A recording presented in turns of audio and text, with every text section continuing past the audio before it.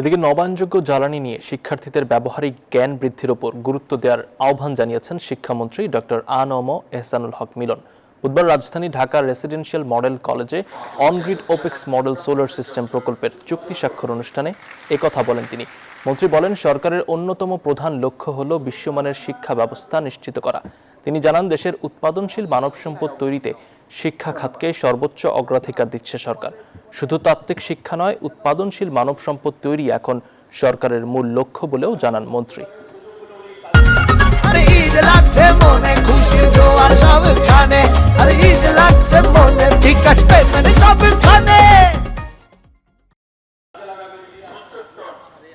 প্রধানমন্ত্রী প্রায়োরিটি হচ্ছে তিনটি বিষয়ে।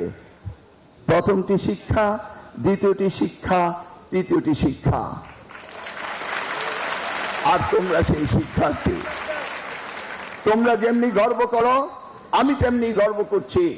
আমি ওনার শিক্ষামন্ত্রী হয়েছি।